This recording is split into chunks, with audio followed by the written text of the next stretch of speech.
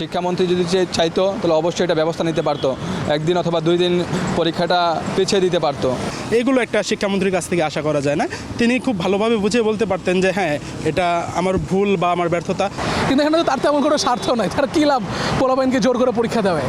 শিক্ষামন্ত্রী যদি পারেন, যদি চান যে একটা সলিউশন বের করতে, অবশ্যই তিনি পারবেন আমার বিশ্বাস। পদত্যাগ সব কিছু সলিউশন না।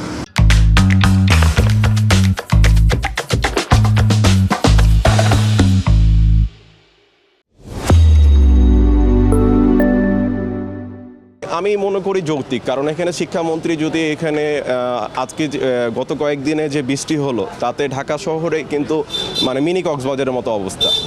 এতে কিন্তু হচ্ছে যে শিক্ষার্থীরা কিন্তু অনেকেই আপনার হচ্ছে যে ঠিকমতো পরীক্ষা দিতে যেতে পারে না। যেমন চিটাগাংয়ের কথা বলি, ওইখানে কিন্তু পরীক্ষা স্থগিত করে দিয়েছে। আমাদের ওইখানে যদি পরীক্ষা স্থগিত হয়ে থাকে তাহলে আমাদের এইখানেও স্থগিত করে দেওয়া উচিত। আমি মনে করি প্রায় 90% যৌক্তিক, কারণ উনি একজন দায়িত্ববান লোক। তার কাছ থেকে শিক্ষার্থীরা বা আমরা জনসাধারণ কখনোই এমন কোনো শব্দচয়ন আশা করি না যেটার মাধ্যমে আমরা আঘাত পাই বা আমাদের ছোট ভাইয়েরা আঘাত পাক। একটা কল রেকর্ড দেখলাম যে ফাঁস হয়েছে যে সে পোলট্রি মুরগি বা সামথিং এরকম কিছু বলছে।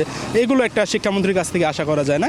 তিনি খুব ভালোভাবে বুঝিয়ে বলতে পারতেন যে হ্যাঁ, এটা আমার ভুল বা আমার ব্যর্থতা স্বীকার করতে হবে, ভুল স্বীকার করতে হবে। আমরা কিন্তু মানে সবার ঊর্ধ্বে না। আমি হয়তো সেটাকে এভাবে দেখি যে শিক্ষার্থীরা আসলে, আমি পরিপূর্ণভাবে জানি না, কিন্তু আমার কোয়েশ্চেন হইতেছে যে শিক্ষামন্ত্রীর এটা করে তো তেমন কোনো প্রফিট নাই। মানে উনি যদি এখন এটা করেন যে তো পরীক্ষা নিছেন, এটা করে তো ওনার এক্সট্রা কোনো লাভ নাই। সো আইদার হইতেছে এইটা একটা মিস্টেক ছিল ওনার সাইড থেকে, যে উনি পরে বুঝবেন এবং পরে এটা রেকটিফাই করবেন, অথবা হইতেছে যে এটা হচ্ছে যে কোনো একটা জেনুইন একটা লজিস্টিক্যাল কোনো প্রবলেমের কারণে এটা করছে, যে এটা ছাড়া সম্ভব না।